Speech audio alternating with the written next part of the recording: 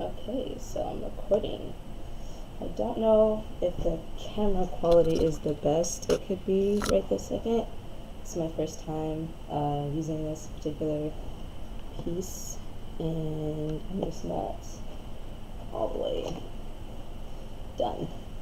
So I decided to record this because I was sitting doing my thing, about to get ready to work on this assignment that I have. And came across the think tank video. I love watching this stuff, watching the Young Turks. They're very interesting. I like their the way that they present things. The main guy, sometimes I'm a little, because he does get a little too far into his opinion and does do some insulting, but for the most part, most of them are very insightful, and they present a lot of evidence and everything that they say, mostly still like from other journals and stuff. So, other news. What are those things called? Other media. But a lot of times it's very highly respected media that like mainstream that's considered trustworthy or whatever. So, if they're quoting from that source that we consider trustworthy, then if we don't trust it, then I don't know what to say. But anyway, so, gosh darn it, I lost my train of thought. So I'm recording this video because the thing was 5 questions Christians have for atheists, and it immediately spiked my interest because I'm a Christian, and I was like, oh, I wonder if they're going to ask the really good questions. And the first question, which is why I'm recording this, I haven't finished watching. When I finish, I'm going to go back and then I'll do like a second video. But the first question was, what happens when you die? They said they got this off a Christian website, and I was just like,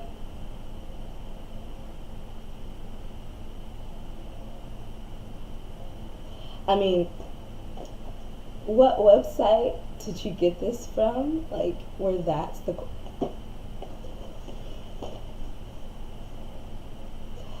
It's like, I don't know who's cherry picking these things that supposedly Christians have said or are saying or representing. Like, it's just like sometimes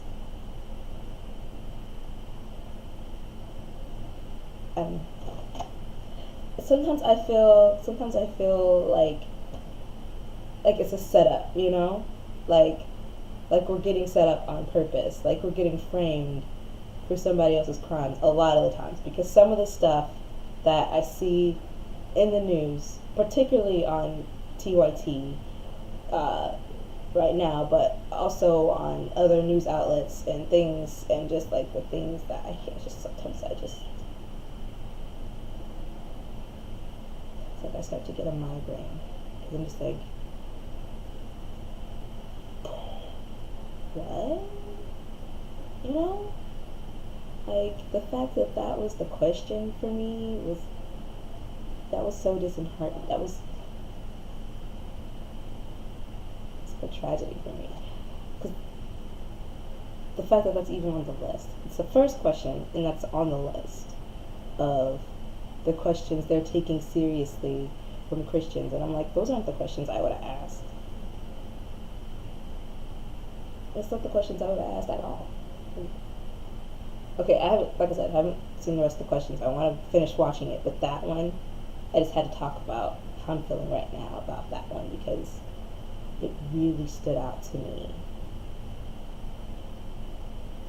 Like, it really stood out as being like misrepresentative of me. I can't speak for everybody at all. I don't think I'm actually very conventional, but just like,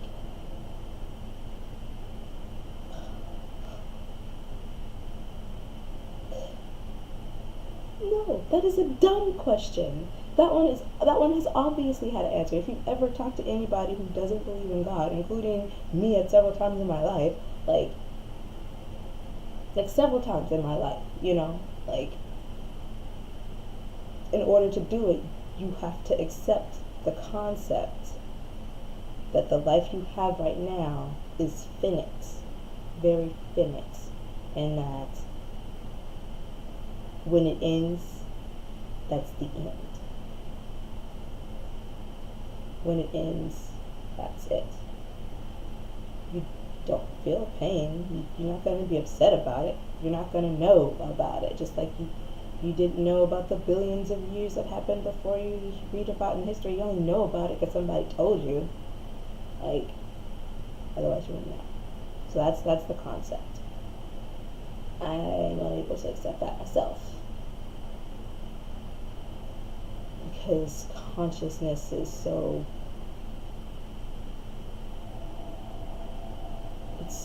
perplexing. And when you can experience empathy, it kind of makes it worse. Which is kind of how I can definitely see that, people who tend to be Christian tend to be very empathetic from the circles that I'm in. Now, that's really hard to swallow for many people who have a very narrow view of Christianity in the first place, where the only people they've met that are Christians have either been trying to thump the Bible at them or very hypocritical, which that's a completely different conversation than that one that I really want to have, but it's a completely different conversation. And then, and things like that. So it's just like the concept of Christians having to be empathetic is I think sort of difficult at this conjuncture in history. Why? It's like wasn't it in focus earlier? I could have sworn it like gradually got unfocused. Like either it's unfocused or my eyes aren't, and I want to say that it's not my eyes, because that is clearly better. That's clearly better. That's clearly better.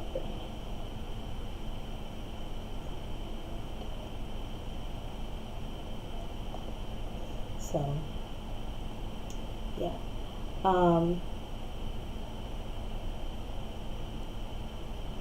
The other thing was that it's just, I don't know, like,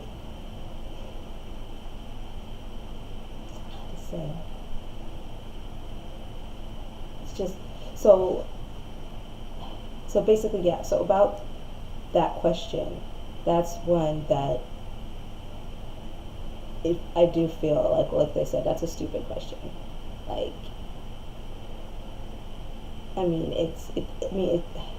it's just a stupid question, because we all know the answer to that question already.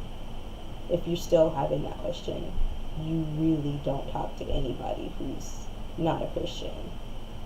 And I feel like if that's the case and you don't talk to people who aren't Christian, then you're by definition not even all the way being Christian. You're being religious. So as a Christian, if you don't know what the answer is to that question for the people that you're supposed to be reaching out to, and where their standing is and why they don't believe, and like what all that goes into that, you're not doing your job. You're not doing your job at all. Like, maybe, because that's the calling for all of us, is to go out and to talk to other people. So it's just like you not even above not talking to them, you're not listening. And I feel like that's a really big deal. So for me, that being the question kind of feels like, who is this person who's asking that question? Like, and why are they the trusted source for this question to me? Or you've been Christian for so long that you've forgotten. Still not doing your job, because if you've been Christian for so long that you've forgotten, that means you've been Christian so long and not associated with anybody who's not Christian for so long that you've forgotten. And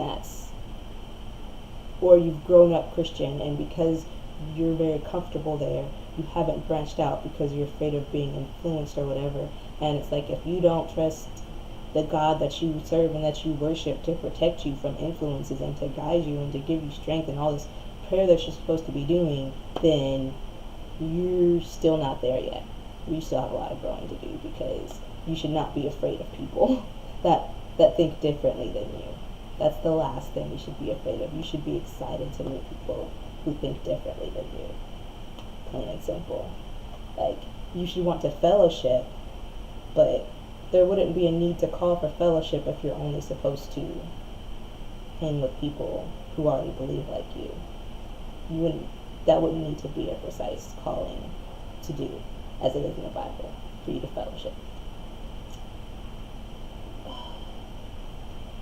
So yeah, so for that's just not the question I would have asked. I'm not going to go on to the questions that I would have asked.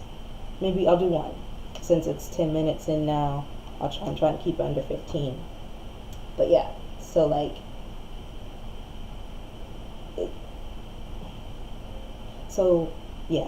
that was upsetting for me, and it was so upsetting to the point where I felt like I needed to say something. And I've been really dragging on doing these videos,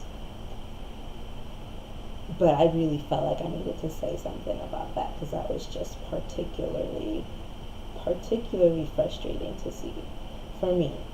And I'm kind of at a point where I'm tired of, it's just so stereo.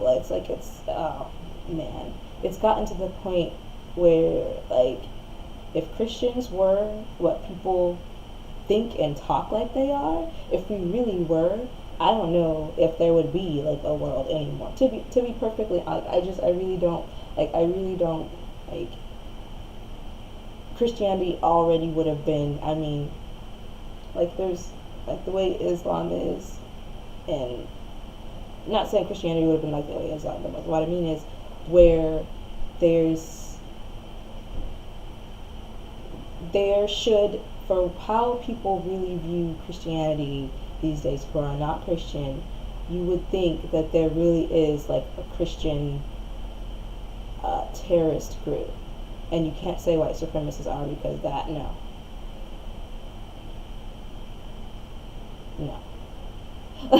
So, no.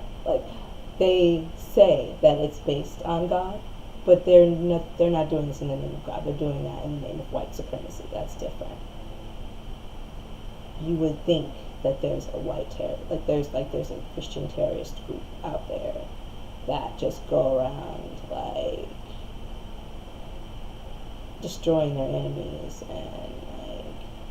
and saying that, and pulling all this Handmaid's Tale stuff. That show, I love that show, but it was so hard to stomach for me because of how thickly they tried to make it about God. That kind of scenario would have anything to do with God.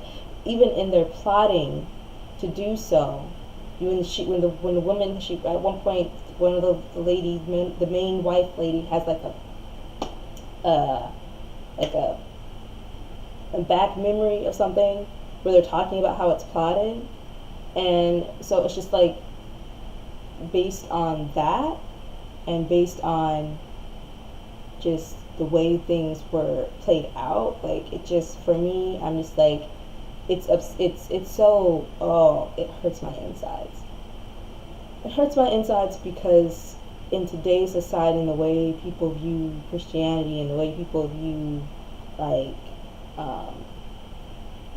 where the world is headed, it seems like you could really believe that would happen. I really believe that could happen, because there's so many people who take things out of context biblically, twist them to their own advantage, and then going around saying this is the message, or this is what that means.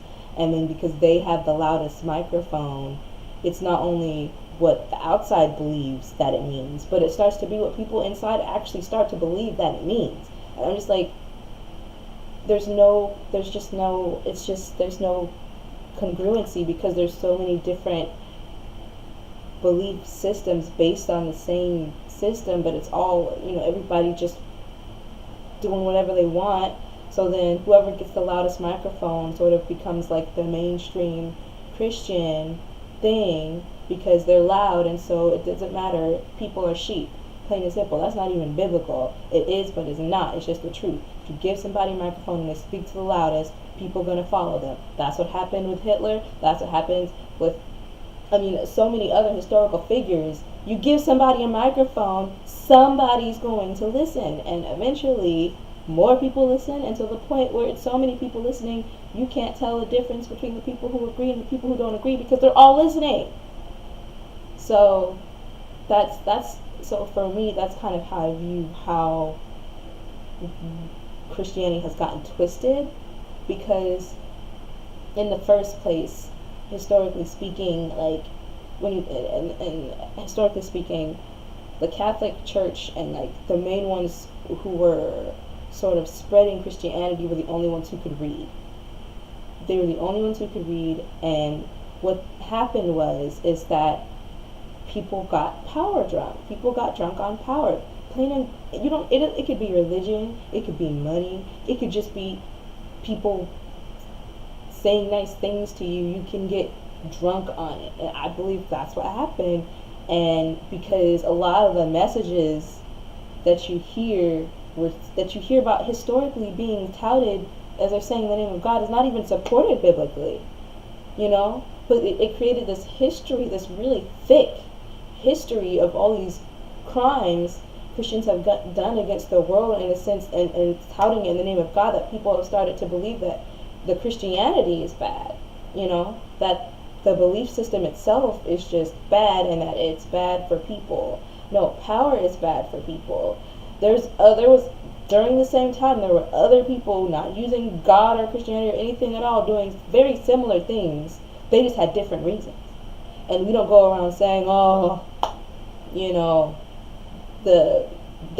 that whole system is bad. Okay.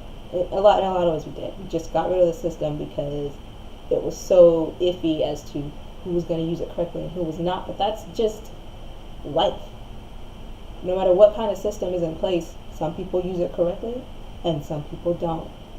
And it's just a toss of the dice a lot of times to see if the people who are actually using it correctly are the ones who are in power or the people who are not.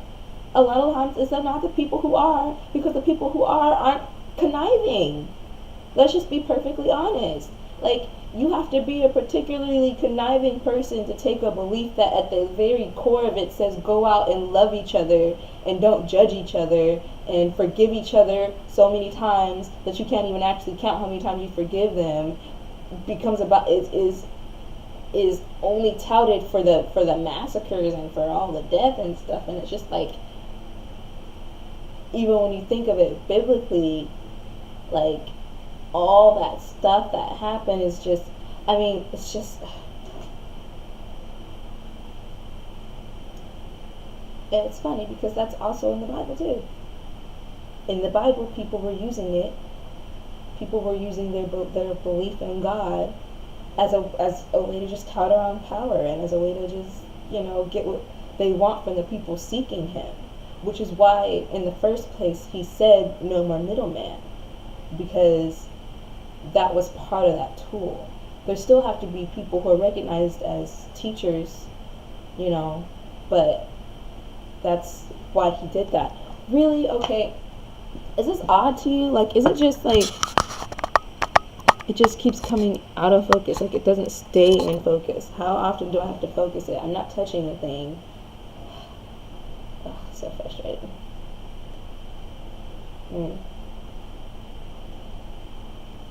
We're at 18 minutes now, and I still haven't talked about one of the questions I would have had. So I'm going to give you one really quick, and then just stop there for today. But yeah, so one of the questions I would have is that it's more around like the lines of the Big Bang and things like that, and just how everything sort of is happening and like the universe is expanding.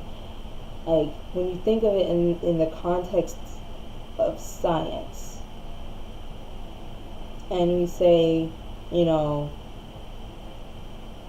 we're still trying to understand how these processes happen.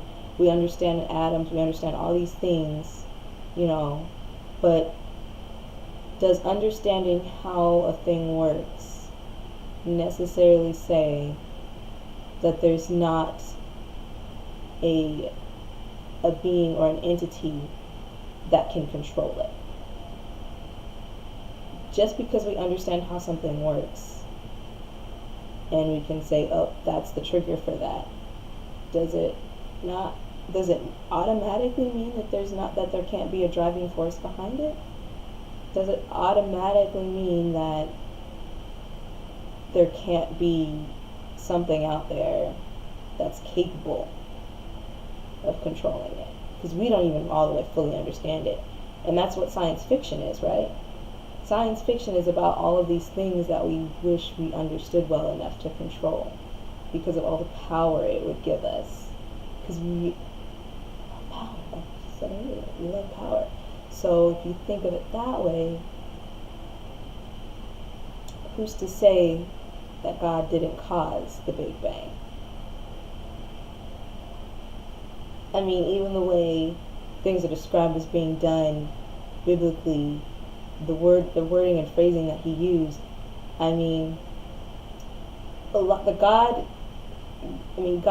like, think about how Jesus taught. He taught metaphorically, right?